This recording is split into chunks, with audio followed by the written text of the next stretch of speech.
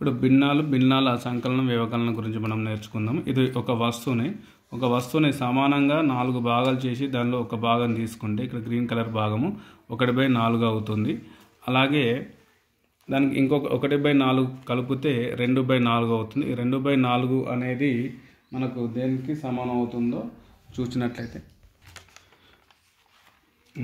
ఇది 1/2. ఈ 1/2 అనేది ఇంతకుముందు ఉన్నటువంటి 2/4కి సమాన భిన్నం అవుతుంది. అలాగే ఈ 2/4కి మరి ఇంకొక భిన్నము 1/4ని జమ చేసినట్లయితే 3/4 అవుతుంది. ఈ 3/4కి మళ్ళీ 1/4 జమ చేస్తే 4/4 అవుతుంది. 4/4 అనేది మొత్తం వస్తువును చూపిస్తుంది కాబట్టి 4/4 అనేది 1 అవుతుంది.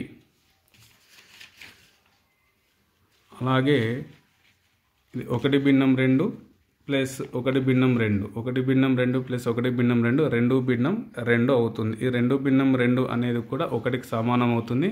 అలాగే ఇంతకుముందు ఉన్నటువంటి 4/4కి కూడా సమానం అవుతుంది. అలాగే దీని నుంచి మనము తీసివేతలు కూడా విద్యార్థులకు చెప్పవచ్చును. ఉదాహరణకి ఇది 4/4 నుంచి 1/4ని తీసివేస్తే 3/4 అవుతుంది. అలాగే మరొక 1/4 తీసేస్తే 2/4 అవుతుంది. 2/4 నుంచి 1/4 తీసేస్తే 1/4 అవుతుంది. ఈ 1/4 తీసేస్తే 0 అవుతుంది. అలాగే భిన్నాల గుణకారం కూడా మనం సులభంగా విద్యార్థికి అర్థమయ్యే విధంగా చెప్పడానికి తయారు చేసిన ఉపకరణం ఇది. ఒక వస్తువులో సమానంగా 2 భాగాలు చేస్తే అది 1/2 అవుతుంది.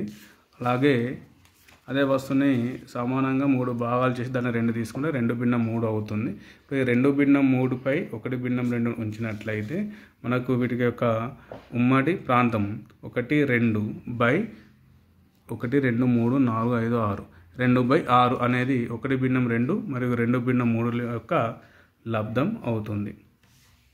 అలాగే మరొక ఉదాహరణ, ఒక వస్తువులో సమానంగా 3 భాగాలు చేసి 2 భాగాలు తీసుకుంటే 2/3. అలాగే ఇది 3/5 3/5 నుంచి 2/3ను గుణకారం చేస్తే ఉమ్మడి ప్రాంతం 1, 2, 3, 4, 5, 6 భిన్నము 1, 2, 3, 4, 5, 6, 7, 8, 9, 10, 11, 12, 13, 14, 15 6/15 అవుతుంది.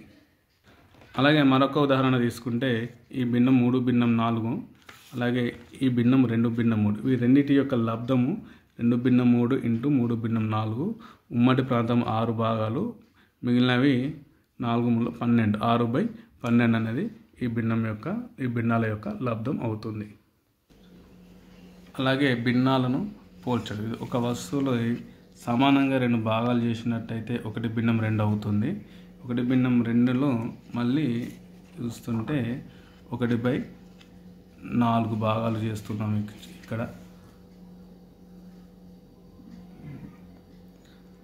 అంటే 1/4 ప్లస్ 1/4 అనేది 1/2కు సమానం అయ్యింది.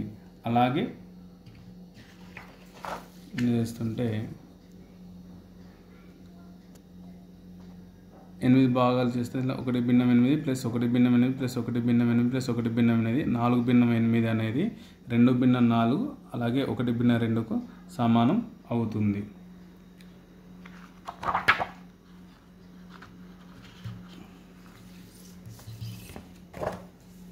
అలాగే ఈ 1/2కి